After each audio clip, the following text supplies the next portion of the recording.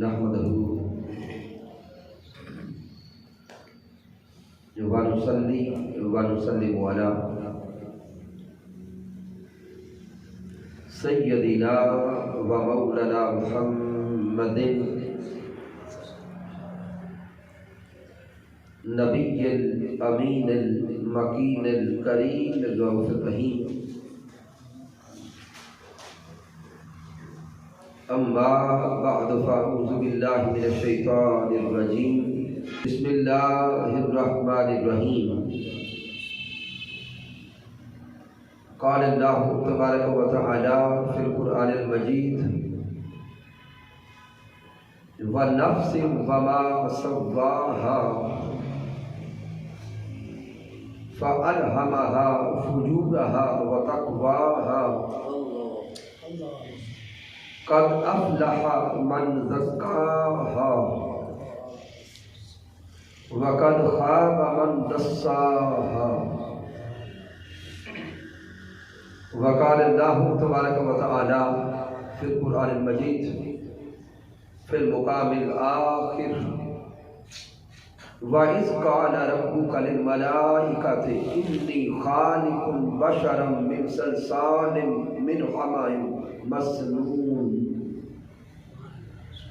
فَإِذَا سَوَّيْتُهُ وَنَفَخْتُ فِيهِ مِنْ رُوحِي فَقَعُوا لَهُ سَاجِدِينَ. صدق اللہ مولانا العظیم. ان اللہ وملائکتہ یصلون علی النبی یا ایھا الذین آمنوا صلوا علیہ وسلموا تسلیما. درود پاک فرمائیں. اللہ رب العزت کی توفیق سے اور تاجدار کائنات صلی اللہ علیہ وآلہ وسلم کے نادر پاک کی تصدق سے زندگی میں ایک بار پھر ٹھینگی کے مقام پر ہم درس عرفان القرآن کی اس بابرکت نشست میں حاضر ہیں. رب کائنات کی بارگاہ میں دعا کرتے ہیں کہ اللہ رب العزت ہماری اس کاوش کو اپنی بارگاہ اقدس میں قبول فرمائے. سامعین محترم، آج کے درس عرفان القرآن کے لیے جس موضوع کو چنا گیا ہے وہ ہے نفس کی حقیقت.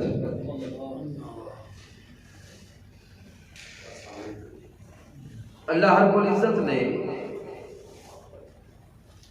کلام مجید فرقان حمید میں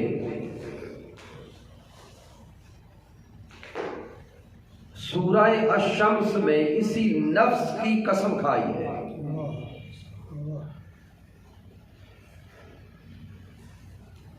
یہ آیت کریمہ نمبر 7, 8 اور 9 کا مطالعہ کریں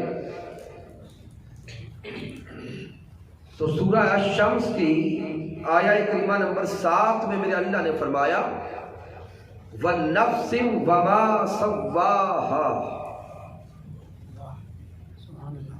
قسم ہے نفس کی اور قسم ہے اس مالک کی جس نے اس نفس کو متوازن کر دیا. فَأَلْهَمَهَا فُجُورَهَا وَتَقْوَاهَا. پھر اس نفس کو برائی، پرہیزگاری اور تقوی دونوں چیزوں کا القاء کر دیا. یعنی اللہ رب العزت یہاں اشارہ فرما رہا ہے کہ اس نفس کو ہم نے خلق کیا، پھر اس نفس کے اندر اچھائی اور برائی دونوں چیزوں کو سمجھنے کی، جانچنے کی صلاحیت رکھ دی.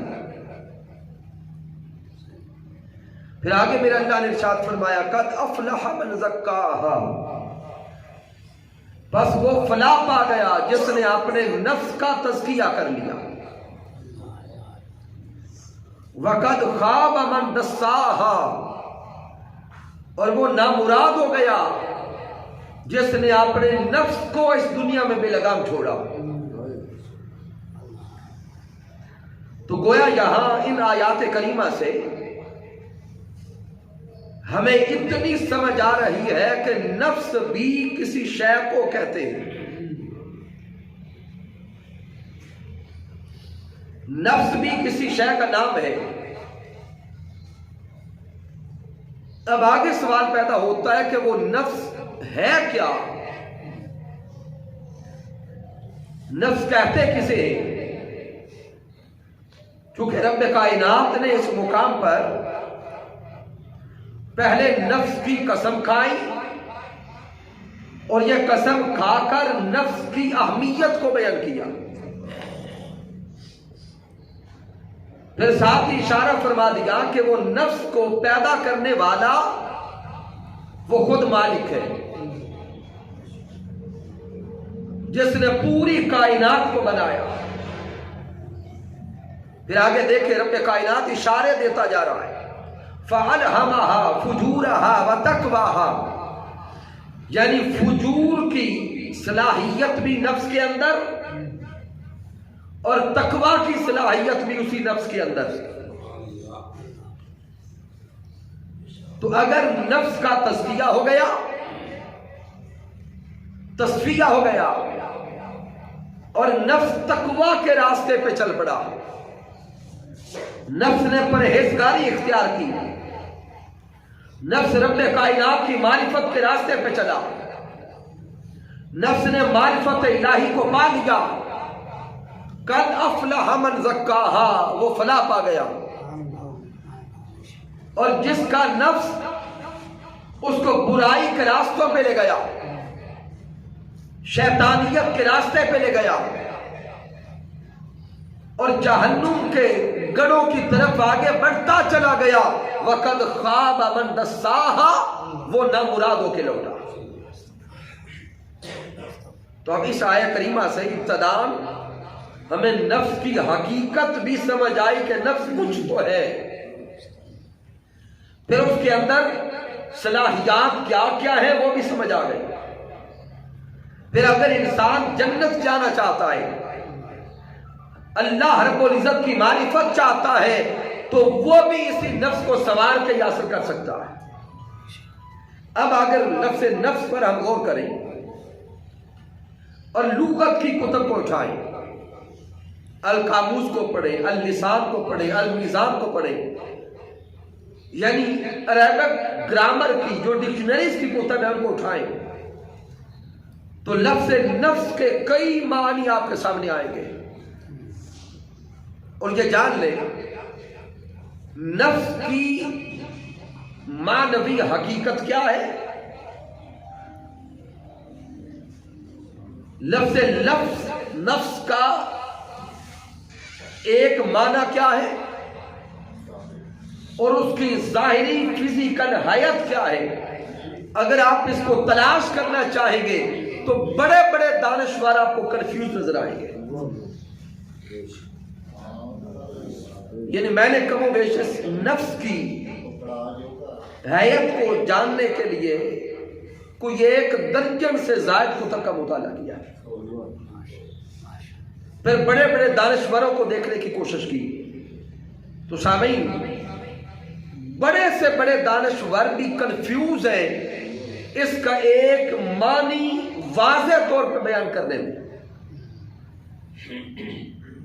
آپ کو اگر لغت میں جائیں گے تو لفظ نفس کا معنی جان بھی ملے گا. کل نفس ذائقۃ الموت، ترجمہ دیکھیں گے تو ملے گا ہر جان نے موت کا ذائقہ چکھنا ہے. اسی نفس کا معنی ہستی یعنی پوری شخصیت بھی ملے گا. اسی نفس کا معنی انسان بھی کیا گیا، نفس کا معنی وجود بھی کیا گیا، اس کا معنی جوہر بھی کیا گیا. تو سامعین اگر آپ دیکھیں گے تو اسی لفظ نفس کے کئی معنی آپ کو لغت میں ملتے جائیں گے. اسی نفس کا معنی بری خواہشات بھی کیا گیا.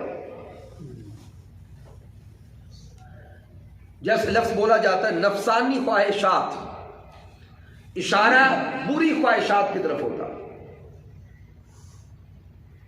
اسی لفظ نفس کا معنی دنیا کی خواہشات کی چاہت بھی کیا گیا. یعنی انسان کے اندر وہ شے جو یہ چاہتی ہے کہ مجھے دنیا کی لذتیں ملیں، اس کو نفس کہا گیا. تو گویا آپ کو کئی معنی ملیں گے لفظ نفس کے.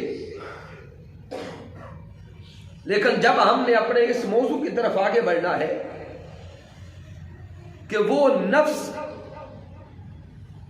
جو انسان کے اندر موجود ہے اس سے مراد کیا ہے، تو حضور شیخ الاسلام ڈاکٹر محمد طاہر القادری مدث اللہ علیہ نے اس سے مراد ایک جوہر لیا ہے.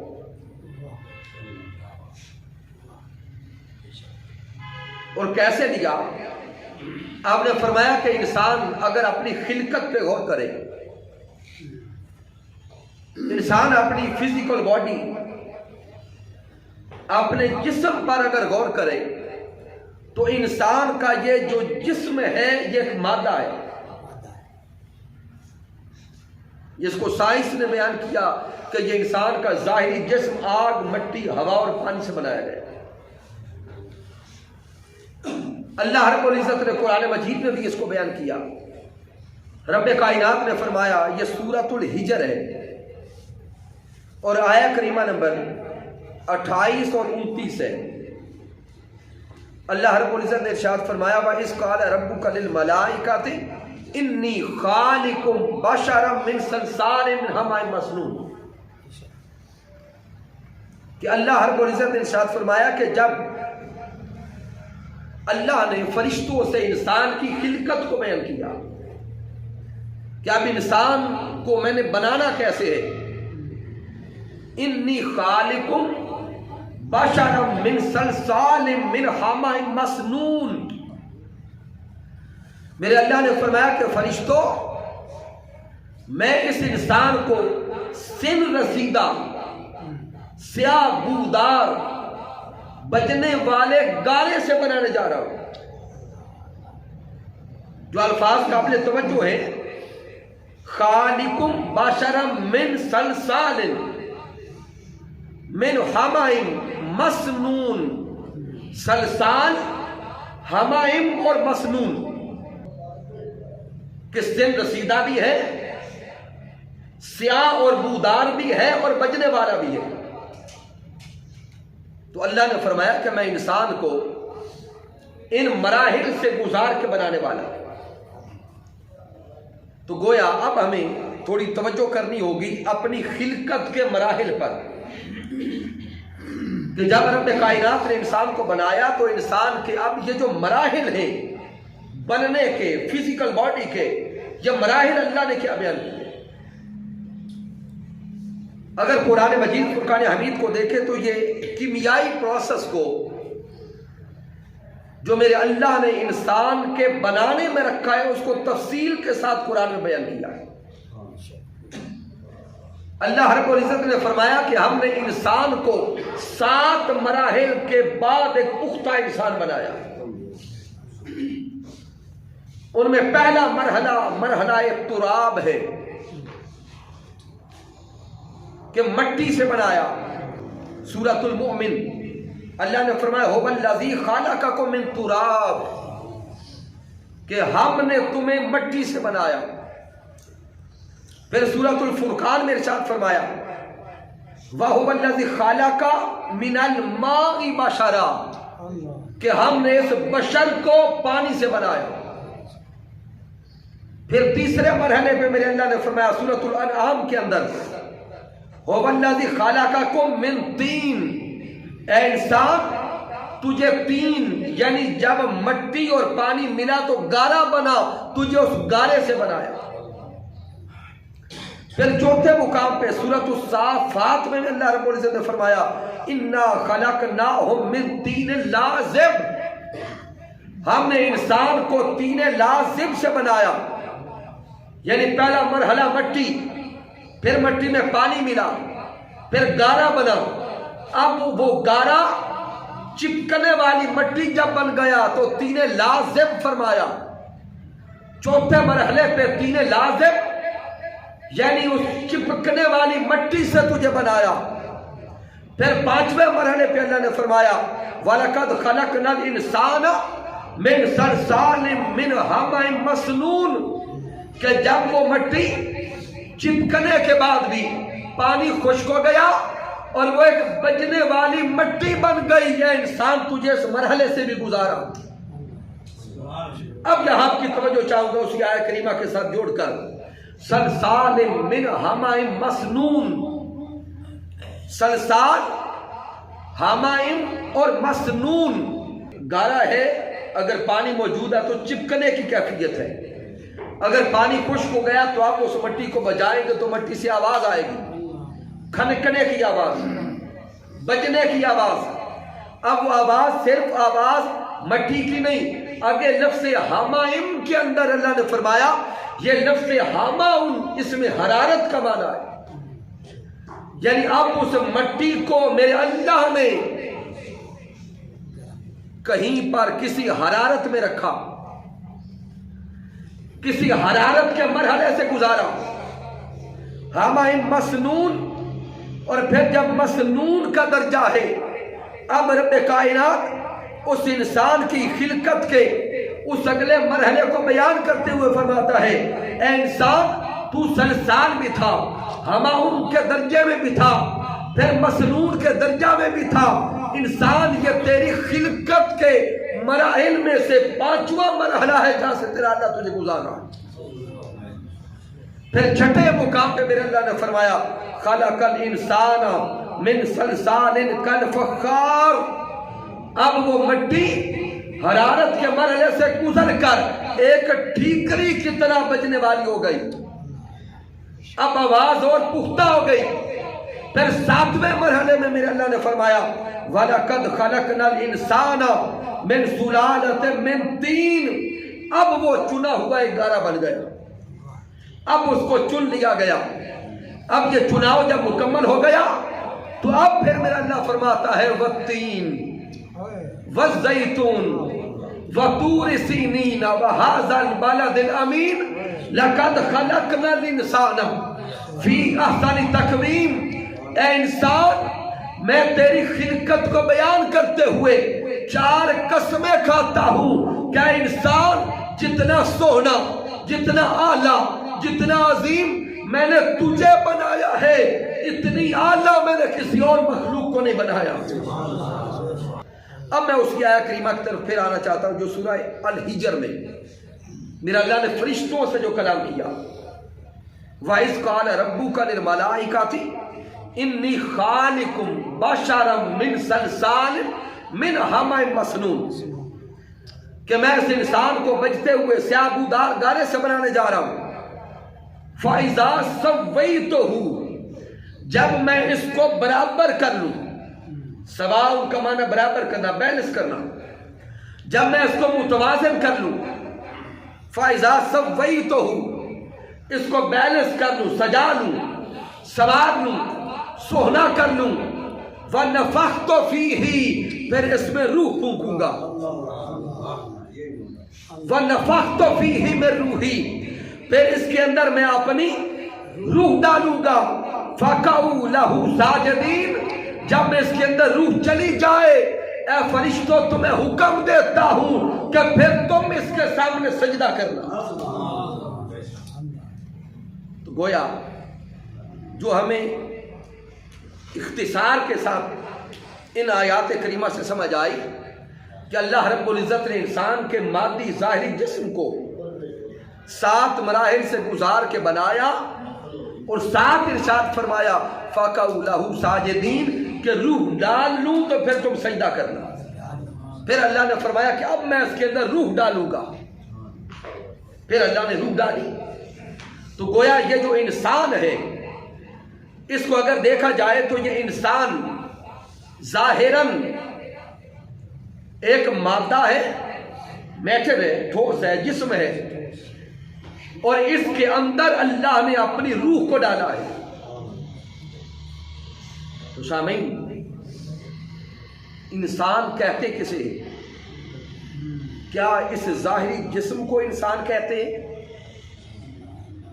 نہیں، عرفاء فرماتے ہیں یہ ظاہری جسم تو ایک ڈھانچہ ہے، تو کیا پھر روح کو انسان کہتے؟ نہیں، صرف روح کو بھی انسان نہیں کہتے۔ جب اس گھر کے اندر، جب اس مکان کے اندر رہنے کے لیے مکین یعنی روح آ جائے، جسم اور روح مل جائے تو وہ انسان بن جاتا ہے۔ تو اب ہم نے جسم کا بھی ذکر کر لیا، روح کا بھی نام آ گیا، تو وہ نفس کہاں گیا؟ تو جان لیں جو کثیر ائمہ نے اور علماء نے نفس کی حقیقت کو بیان کرتے ہوئے لکھا ہے یا بیان کیا ہے، وہ کہتے ہیں کہ روح بھی ایک جوہر ہے جو انسان کے اندر اللہ نے ودیت کیا رکھا ہے۔ جس طرح روح ایک جوہر ہے، اسی طرح نفس بھی انسان کے اندر اللہ کی طرف سے رکھا گیا ایک جوہر ہے، یعنی ایک طاقت ہے جو اللہ رب العزت نے انسان کے بدن میں رکھی۔ اب وہ آئی کہاں سے؟ اب جب اس کی طرف لوگوں نے توجہ کی، سوچنا شروع کیا، تو وہ کہتے ہیں کہ انسان کو جب اللہ رب العزت نے بنایا تو انسان کے جو مادی اجزاء تھے، یعنی انسان کی جو ترکیبیں جسمی ہے، وہ جو ترکیب ہے یعنی آگ، مٹی، ہوا اور پانی، ان سب کی خاصیات کو جمع کیا تو جو جوہر بنا اس کو نفس کہا۔ مثال کے طور پہ اب دیکھیں نا کہ آگ ہے، اس کی کوئی خاصیت تو ہے، آگ کی خاصیت ہے اس میں حرارت ہوتی ہے، اس میں تکبر ہوتا ہے، اس میں بڑائی ہوتی ہے، لہذا آگ کی خاصیت کو بھی لے لیا۔ پھر مٹی ہے، مٹی کی بھی ایک خاصیت ہے کہ مٹی میں گراوٹ ہوتی ہے، مٹی ہمیشہ نیچے رہتی ہے، تو وہ جو گراوٹ ہے، گٹھیا پن ہے، وہ بھی آ گئی۔ پھر پانی لیا تو پانی کی خاصیت ہے کہ پانی بہتا ہے،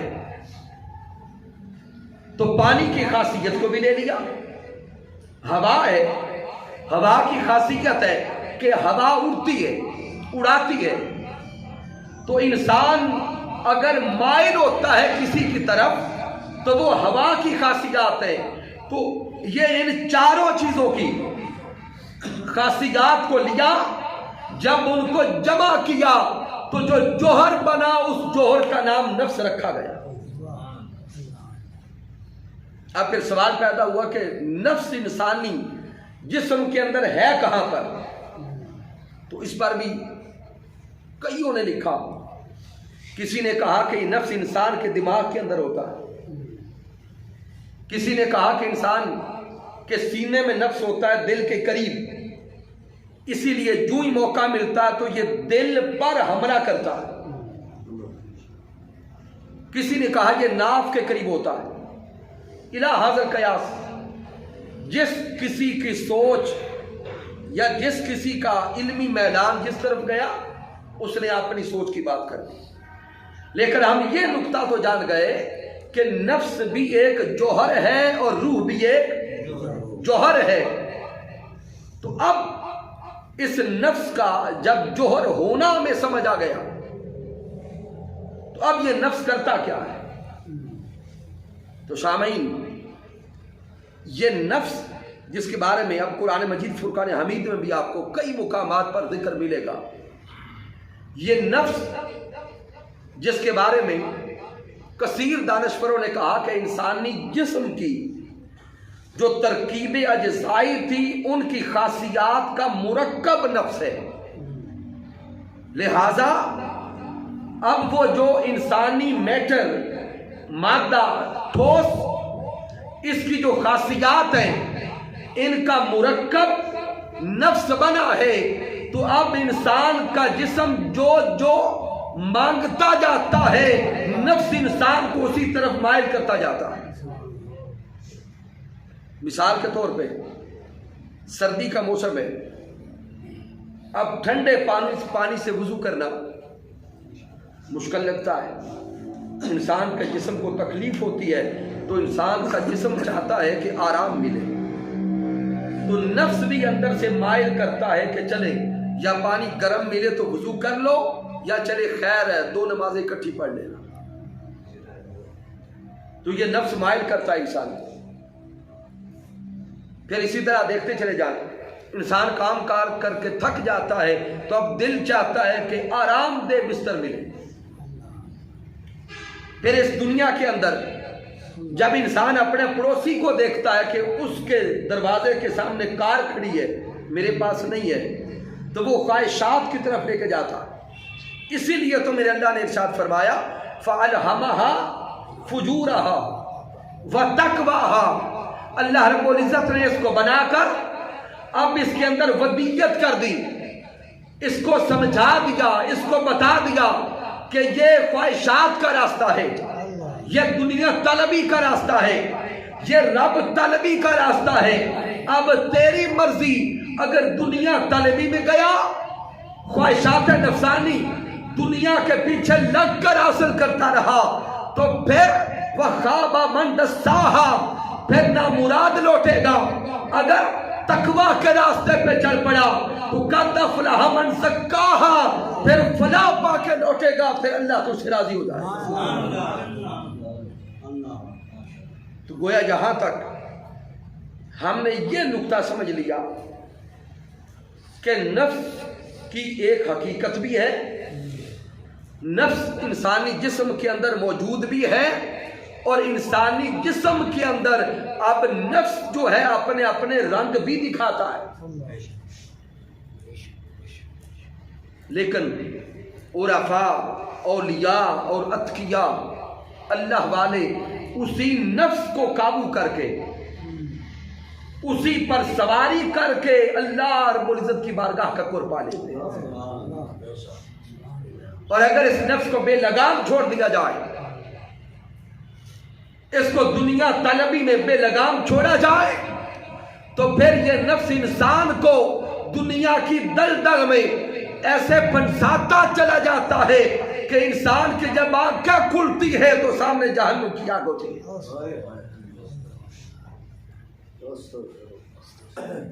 تو اب ہم سارے کے سارے اپنے اس فزیکل باڈی، جسم پر غور کریں. پھر اگر سائنسی اعتبار سے دیکھیں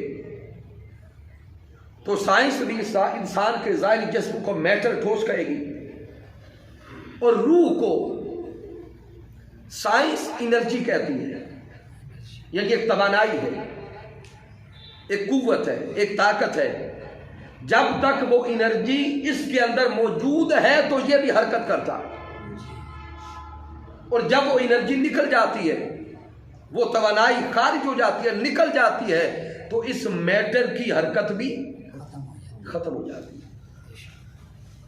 اب اس کو انگلش میں جو روح ہے، کسی نے سول کہا، کسی نے اسپرٹ کہا، یعنی اسپرچول انرجی. تو یہ پھر آگے کہنے والوں نے اپنے اپنے رنگ میں تحقیق کی، اور جو جو وہ تجربات کی مراحل سے گزر کے سمجھتا گیا وہ بیان کرتا چلا گیا. لیکن حقیقت وہ ہے جو اللہ رب العزت نے بیان فرما دی. تو سامعین محترم، اب جب یہ نقطہ ہمیں سمجھ آ گیا کہ نفس انسان کے جسم میں موجود ہوتا ہے، اب اسی نفس کے بارے میں اگر ہم کتب کو پڑھنا شروع کریں تو نفس کے 7 مراحل ہیں. نفس کی 7 منازل ہیں، 7 اقسام ہیں اور 7 طبقات ہیں۔ ایک ہے نفس امارہ۔ نفس امارہ، میرے اللہ نے فرمایا ان النفس لامارۃ بالسوء، کہ یہ جو نفس امارہ ہے یہ ہمیشہ انسان کو بالسوء، برائی کے راستوں کی طرف دھکیلتا ہے، برائی کی طرف کھینچتا ہے، برائی کی طرف مائل کرتا ہے۔ اور یہ جو نفس امارہ ہے، نفس امارہ کو پیچھے چلانے والا پھر شیطان ہوتا ہے، کیونکہ شیطان کی اپروچ میں ہوتا ہے، شیطان اس کو بڑی جلدی قابو کر لیتا ہے، چونکہ اس کے اپنے اندر برائی کو قبول کرنے کی خاصیت زیادہ ہوتی ہے۔ پھر نفس امارہ کے بعد نفس لوامہ ہے، پھر تیسرے درجہ کا نفس ملہمہ ہے، نفس الہام سے۔ چوتھے درجے کا نفس مطمئنہ ہے، اطمینان سے۔ پھر 5ویں درجے کا نفس راضیہ ہے، اللہ کی رضا میں راضی رہنے والا۔ 6 درجے کا نفس مرضیہ ہے، جس سے اللہ راضی ہو گیا اور جس کی رضا میں اللہ راضی ہو گیا۔ 7ویں درجے کا نفس پھر کاملہ ہے۔ تو پھر یہ نفس کی 7 اقسام ہیں، لیکن اس نفس کو اب قابو کرنے کے لیے اللہ والوں نے کئی راستے اختیار کیے، کئی طریقے اپنائے۔ اس نفس کو اپنے قابو میں رکھنے کے لیے اور اس کی اصلاح کے لیے تصوف کے راستے پہ چلنا ضروری ہے۔ جب تک ہم تصوف کے راستے پر نہیں چلتے تب تک نفس قابو نہیں آتا۔ اب ذہن میں سوال پیدا ہوگا کہ تصوف کیا ہے، تصوف کسے کہتے ہیں، اس سے مراد کیا ہے؟ تو سامعین، آج کے اس درس عرفان القرآن میں صرف لفظ تصوف سمجھاتا ہوں۔ اگر لفظ تصوف پر غور کریں اور اس کے حروف کو دیکھیں، لفظ تصوف کا پہلا حرف ہے تا، دوسرا حرف ہے صاد، تیسرا حرف ہے واو اور چوتھا ہے فا۔ تصوف کا پہلا حرف تا، تا سے مراد توبہ ہے۔ سبحان اللہ، تا سے مراد توبہ ہے۔ سواد سے مراد صفائے قلب ہے۔ پھر واو سے مراد ولایت ہے اور فا سے مراد فنائیت ہے۔ یعنی اب غور کریں، لفظ تصوف کا پہلا حرف تا، تا سے مراد اونچا بولیں توبہ۔ بزرگ غوث الاعظم شیخ عبد القادر جیلانی رضی اللہ تعالی عنہ فرماتے ہیں کہ بندے، اگر تو نے نفس کو کنٹرول کرنا ہے، قابو کرنا ہے، تو پہلا قدم توبہ کا ہے۔ پہلا قدم توبہ ہے۔ تو جس مقام پہ بھی کھڑا ہے، اگر سلوک کے راستے پہ آنا چاہتا ہے، تصوف کے راستے پہ آنا چاہتا ہے اور معرفت کی منازل طے کرنا چاہتا ہے، تو سب سے پہلا قدم یہ کہ تو توبہ کرے۔ اور توبہ کیا ہے؟ میرے اللہ نے قرآن مجید فرقان حمید میں ارشاد فرمایا، یا ایھا الذین آمنوا توبو الی اللہ توبۃ نصوحا، اے ایمان والو رب کی طرف آنے کے لیے توبہ کرو. توبو الی اللہ، اللہ کی طرف توبہ کرو، اور ایسی توبہ کرو جیسی توبہ کرنے کا حق ہے. ایسی توبہ کرو جیسی توبہ وہ چاہتا ہے. ایسی توبہ کرو جس توبہ سے مولا راضی ہوتا ہے. ایسی توبہ کرو جس توبہ سے تمہارے گناہ دھل جائیں. اب پیارے آقا علیہ الصلوۃ والسلام سے پوچھا گیا، سونے محبوب یہ توبہ کیا ہے؟ ہم تو آج یہی سمجھتے ہیں نا کہ زبان سے لفظ توبہ توبہ توبہ کہہ لیا تو توبہ ہو گئی، لیکن جان لیں توبہ زبان سے لفظ توبہ کہنے کا نام نہیں ہے. کہنا چاہیے، جائز ہے، وظیفہ کرنا چاہیے، لیکن صرف زبان سے توبہ کہنے سے توبہ نہیں ہوتی. توبہ ایک من کی کیفیت کا نام ہے، توبہ دل کے حال کا نام ہے، توبہ کردار کے بدل لینے کا نام ہے، توبہ زندگی کے سنور جانے کا نام ہے. اگر زبان سے لفظ توبہ کہہ کر دل کا حال نہ بدلا، من کی کیفیات نہ بدلی، اور انسان کی زندگی کے شب و روز نہ بدلے، تو پھر توبہ توبہ کہہ کر بھی توبہ نہ کر سکے. لازم ہے کہ ادھر توبہ کہتے جائیں، ادھر من کا حال بدلتا جائے، دل کی کیفیات بدلتی جائیں. اب میرے آقا نے فرمایا کہ سنو توبہ کیا ہے. آقا فرماتے الندم توبۃ، الندم توبۃ. آقا فرماتے ہیں بندے اگر گناہ ہو جائے اور گناہ ہو جانے کے بعد تیرا سر شرمندگی سے جھک جائے، احساس ندامت ہو جائے، تو پشیمان ہو جائے، پریشان ہو جائے، تو پہ اللہ کا خوف طاری ہو، اللہ کا ڈر طاری ہو، تو پہ خشیت کا غلبہ ہو، روتے کھڑی ہو جائے، تو رونا شروع ہو جائے، آنکھیں برس جائے، اگر یہ کیفیت پیدا ہو جائے تو یہ توبہ ہے. الندم توبۃ، اگر دل کا حال بدل جائے تو یہ توبہ ہے، اور اگر دل کا حال نہ بدلے، رب کا خوف طاری نہ ہو، تو پھر جان لے ابھی توبہ نہیں ہوئی، ابھی توبہ نہیں ہوئی. اور توبہ کرتے ہوئے رب سے ڈرنا اتنا ضروری ہے کہ یوں سمجھے کہ توبہ کا مرکز رب کا خوف ہے، اللہ کا ڈر ہے، اللہ کی خشیت ہے.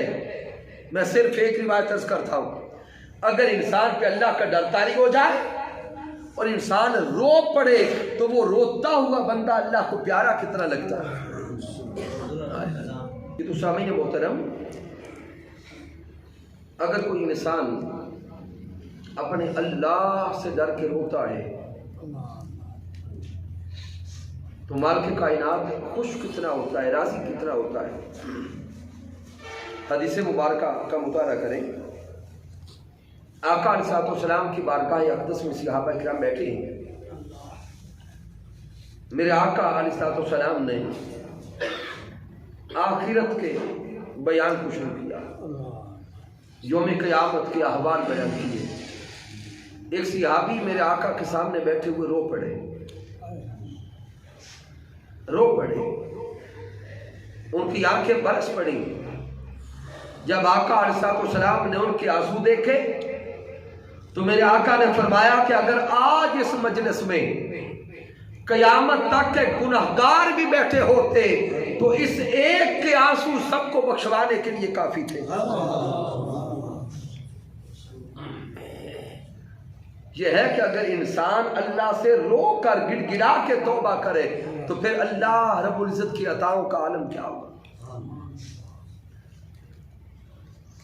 تو حضور غوث الاعظم شیخ عبد القادر جیلانی رضی اللہ تعالیٰ عنہ نے فرمایا کہ تصوف کے راستے پہ چلنے کے لیے پہلا قدم توبہ ہے. پھر دوسرا حرف دیکھیں، دوسرا قدم دوسرے حرف سے لیا گیا، سواد سے مراد صفائے قلب، اپنے دل کو ہر برائی سے صاف کر لینا، اپنے دل کو ہر قسم کے میل کچیل سے صاف کر لینا، اپنے دل کو ایسا صاف کرنا کہ اس دل سے دنیا کی طلب بھی نکل جائے، دنیا کا حرص نکل جائے، دنیا کا طمع نکل جائے۔ پھر اس دل کے اندر اگر کسی اور انسان کے لیے کینہ ہے، بغض ہے، حسد ہے، حقد ہے، تکبر ہے، چغلی ہے، اناد ہے، لڑائی ہے، جھگڑا اور فساد ہے، وہ سب کچھ نکل جائے اور یہ دل اتنا صاف ہو جائے کہ پھر یہ مولا کا گھر بن جائے۔ پھر اس دل کی کوٹھڑی میں مولا رب کائنات کے جلوے ہوں، پھر اس کی محبت ہو، پھر اس کی طلب ہو، پھر انسان راتوں کو اٹھ اٹھ کر اپنے اللہ کے جلووں کے لیے رویا کرے، پھر راتوں کو اٹھ اٹھ کر اس کی بارگاہ میں جھکا کرے، اس لیے کہ مولا یہ دل تیرا ہے، اس دل میں تو آ جا، اس دل میں اب تو آ جا۔ اسی لیے اللہ والے کہتے ہیں نا کہ دل کے آئینے میں ہے تصویر یار، جب یہ ذرا گردن جھکائی دیکھ لی، تو دل اگر دنیا طلبی سے صاف ہو جائے، پاک ہو جائے، اور یہ دل اس قابل ہو جائے کہ اس میں رب کائنات کے جلوے بس سکیں، پھر وہ مولا اس دل میں خود آتا ہے۔ اس لیے آقا علیہ السلام کی تعلیمات کا مطالعہ کرے۔ میرے آقا نے فرمایا کہ رب کائنات کی وہ ذات ہے جو پوری دنیا میں نہیں سما سکتی، ہاں بندہ مومن کے دل میں اللہ سما جاتا ہے، اللہ اتر آتا ہے۔ پھر جب بندے کا دل کرے اپنے رب کا جلوہ کرنے کا، وہ گردن جھکائے اپنے رب کا جلوہ کرے۔ تو سواد سے مراد صفائے قلب، یہ دوسرا قدم۔ حضور غوث الاعظم شیخ عبد القادر جیلانی رضی اللہ تعالیٰ عنہ فرماتے ہیں، پھر آگے تیسرا قدم واو سے ہے، واو سے مراد ولایت۔ اب ولایت کی سیڑھی پہ قدم رکھ لیا تو جان لیں، اللہ والے فرماتے ہیں کہ ولایت بندے تو اس سے دور نہیں ہے۔ بعض عرفاء کو آپ نے سنا ہوگا، وہ کہتے ہیں کہ ولایت 2.5 قدم، کہ 2 قدم، پہلا قدم توبہ کا، دوسرا صفائے قلب کا، اگلا قدم اٹھا کے رکھا تو سامنے اللہ کی ولایت نصیب ہو گئی، پھر اللہ کا ولی بن گیا۔ تو جو اللہ کا ولی بن جاتا ہے، سامنے لفظ ولی پہ غور کریں، ولی کا عام سادہ معنی ہے دوست۔ اب بندہ اللہ کا دوست ہو گیا اور اللہ بندے کا دوست ہو گیا، تو سامعین تھوڑا سوچے نا، جب دونوں میں دوستی دونوں طرف سے ہو جائے پھر تکلفات اٹھ جاتے، پھر تکلفات ختم ہو جاتے ہیں، پھر یہ دونوں ایک دوسرے کی مانتے ہیں، کیونکہ دوستی جو ہو گئی۔ اب جو رب کہتا ہے وہ بندہ کرتا ہے، اور جو بندہ کہتا ہے وہ رب کرتا ہے۔ اب یہ رب کے ساتھ بندے کا وہ رشتہ بن گیا کہ جو بندہ کہتا جاتا ہے وہ مولا کرتا جاتا ہے۔ صحیح بخاری کو پڑھے، متفق کرے حدیث مبارکہ، حدیث قدسی۔ میرے آقا نے فرمایا کہ اللہ فرماتا ہے، لا یزال عبدی یتقرب الی بالنوافل۔ اللہ نے فرمایا کہ جب میرا بندہ عبادت کے ذریعے، ریاضت کے ذریعے، مجاہدہ کے ذریعے میرا قرب چاہتا ہے، وہ اتنا قریب آ جاتا ہے کہ پھر میں اس کے کان بن جاتا ہوں جن سے وہ سنتا ہے، میں اس کی آنکھیں بن جاتا ہوں جن سے دیکھتا ہے، میں اس کے ہاتھ بن جاتا ہوں جن سے پکڑتا ہے۔ تو سامعین، یہ ولایت ہے کہ جب انسان ولایت کے درجے پہ پہنچ گیا، اب رب اور بندے کے درمیان دوریاں ختم ہو گئیں۔ جو رب نے کہا وہ بندے نے کیا، جو بندے نے چاہا وہ اللہ نے کیا۔ یہ مقام ولایت ہے، اور اسی مقام ولایت کی اب انتہا فا کے اندر فنائیت ہے۔ جب مقام ولایت پر رب کائنات کے جلوے نصیب ہوئے، رب کائنات کا حسن مطلق دیکھا، حسن معرفت دیکھا، حسن کرم دیکھا، حسن رحمت دیکھا، تو اب ادھر یہ جلوہ دیکھنے کی دیر تھی۔ اس نے کہا مولا اور دکھا، مولا اور دکھا، اور دکھا۔ اس کے جلوے دیکھنے میں انسان اتنا گم ہوا کہ اس نے اپنی ہستی کو فنا کر دیا۔ اب بس میں ختم ہو گئی، بس تو ہی تو رہ گیا، ہوئی ہو رہ گئی۔ سامعین، اشارہ صرف دیتا ہوں، دیکھیں نا حضرت موسیٰ علیہ السلام کی طرف۔ حضرت موسیٰ علیہ السلام نے اللہ کا کلام سنا تھا، کلام کا جلوہ پا لیا۔ وہ کلام اتنا حسین تھا کہ اب بولے رب ارنی انظر الیک، مولا اب دکھا بھی دے، اب دکھا بھی دے۔ اللہ کا جواب آیا لن ترانی، تو بے حجاب نہیں دیکھ سکتا۔ پھر اللہ رب العزت نے وہ تجلی پہاڑ پہ ڈالی، پہاڑ سے انعکاسی تجلی کی، بے ہوش ہو گئے، ہوش آیا، واپس لوٹے۔ تو اب حال یہ تھا کہ حضرت موسیٰ علیہ السلام کے چہرے کو کوئی نہیں دیکھ سکتا تھا۔ لوگ دیکھتے نابینا ہو جاتے۔ اللہ رب العزت نے فرمایا موسیٰ، ہم نے تو آپ کو نبی بنا کے بھیجا ہے پیغام پہنچانے کے لیے، یہ تو خوف پیدا ہو جائے گا جو بھی دیکھے نابینا ہو جائے، پھر قریب کون آئے گا؟ تو اللہ نے فرمایا موسیٰ اب چہرے پہ پردہ رکھا کر، نقاب رکھا کر۔ تو اب حضرت موسیٰ علیہ السلام نے چہرے پہ حجاب رکھ لیا۔ کئی مہینے گزر گئے، گھر گئے تو نقاب تھا۔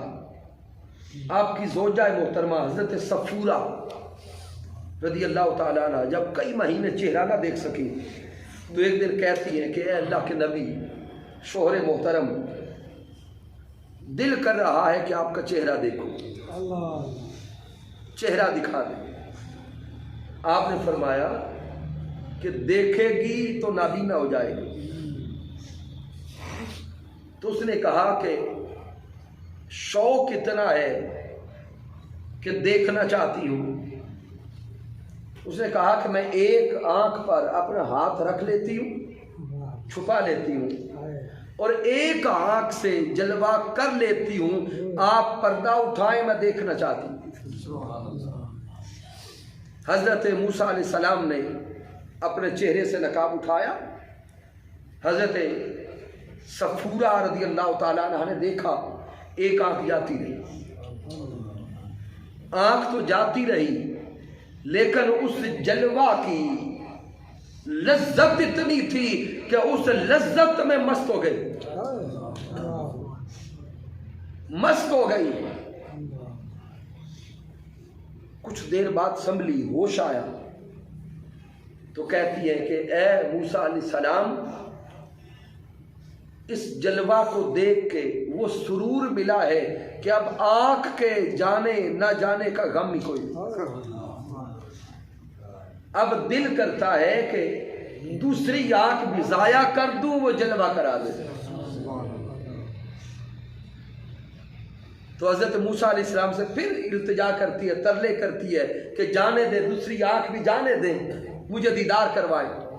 موسیٰ علیہ السلام نے پھر پردہ اٹھایا، انہوں نے جلوہ کیا، حسن میں مست ہو گئی، بس مستی کی کیفیت میں رہی، آنکھ کے جانے کا پتہ بھی نہ چلا۔ پھر کچھ وقت گزر گیا، ہوش میں آئی، خود کو سنبھالا، تو اب عرض کرتی ہے کہ دل پھر چاہتا ہے کہ پھر دیکھوں، لیکن آنکھیں چلی گئی۔ اب دعا کریں کہ وہ مولا ایسی آنکھیں عطا کرے کہ میں دیکھتی بھی رہوں، جلوہ کرتی بھی رہوں اور آنکھیں بھی نہ جائیں۔ تو موسیٰ علیہ السلام نے اللہ سے دعا کی، اللہ نے وہ آنکھیں عطا کر دی۔ کیا وہ دیدار بھی کرتی تھی، آنکھیں بھی سلامت رہتی؟ سامنے نکتہ یہ سمجھا رہا ہوں کہ جب انسان مقام فنائیت پہ آتا ہے تو اب اپنی ہوش نہیں رہتی، بس اسی کی مستی میں مست رہتا۔ تو سامعین، آج اختصار کے ساتھ میں نے ایک بہت بڑے موضوع کو کوشش کی ہے کہ آپ تک کئی جہات سے پہنچاؤں۔ تو سامعین، آج جو ہمیں نقطہ سمجھ آیا کہ نفس انسان کے جسم کے اندر ایک جوہر ہے، پھر اس کی خاصیات کو اگر دیکھیں تو اللہ رب العزت نے دونوں قسم کی صفات اور خاصیات اسے عطا فرمائی ہیں۔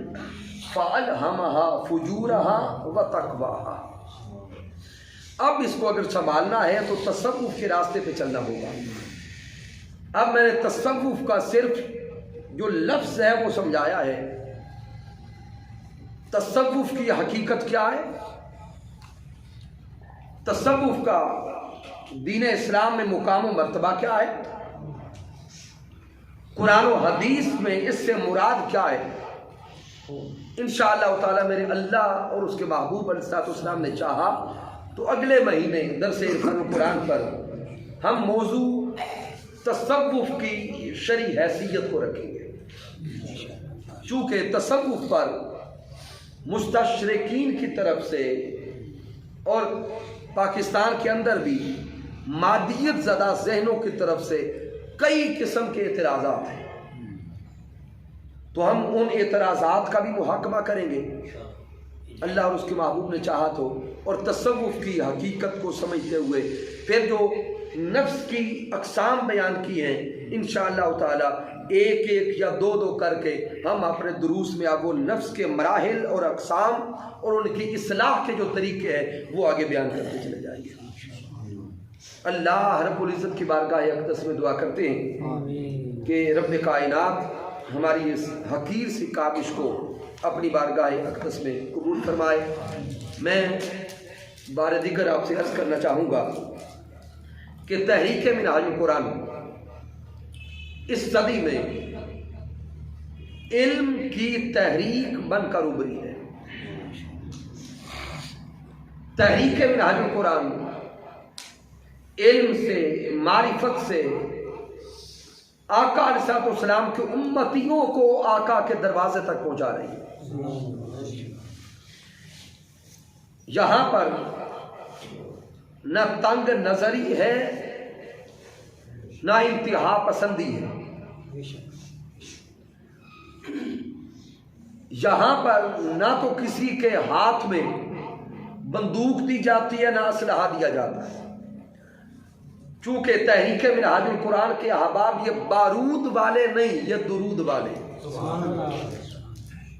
یہ اصلاح احوال کرنے والے ہیں، یہ دلوں کے حال بدلنے کی کوشش کرنے والے ہیں۔ اس لیے میں تمام جوانوں سے اور بزرگوں سے ریکویسٹ کروں گا کہ تحریک منہاج القرآن کو جوائن کریں، تحریک منہاج القرآن کی رفاقت فارم فل کریں، حضور شیخ الاسلام ڈاکٹر محمد طاہر القادری مدد ذلہ والی کے خطابات کو سنا کریں۔ حضور شیخ الاسلام کے خطابات کو جتنا سنتے جائیں گے اتنا علم میں بھی اضافہ ہوگا اور معرفت میں بھی اضافہ ہوگا۔ اور کتنے میرے دوست جاننے والے ایسے ہیں کہ جنہوں نے ماسٹر لیول تک کے پیپر صرف حضور شیخ الاسلام کو سن سن کے دیے، یعنی اتنا علم موجود ہے آپ کے خطابات میں۔ اللہ رب العزت کی بارگاہ اقدس میں دعا کرتے ہیں کہ رب کائنات ہماری اس کاوش کو قبول فرمائے۔ میں نے جو کچھ بیان کیا اگر اس میں کچھ کمی ہے، کوئی کجی ہے، کوئی غلطی ہے تو مجھ ناچیز کی طرف سے ہے، میرا اللہ معاف فرما دے۔ اگر اس میں کوئی اچھائی اور کمال ہے تو اللہ کی عزت کی قسم میرا کوئی کمال نہیں، یہ میرے اللہ کا کرم ہے، آقا علیہ السلام کی رحمت ہے، اور میرے قائد، میرے مربی، میرے استاذ حضور شیخ الاسلام ڈاکٹر محمد طاہر القادری مدد اللہ والی کی صحبت کا فیضان ہے۔ وما علینا الا البلاغ المبین۔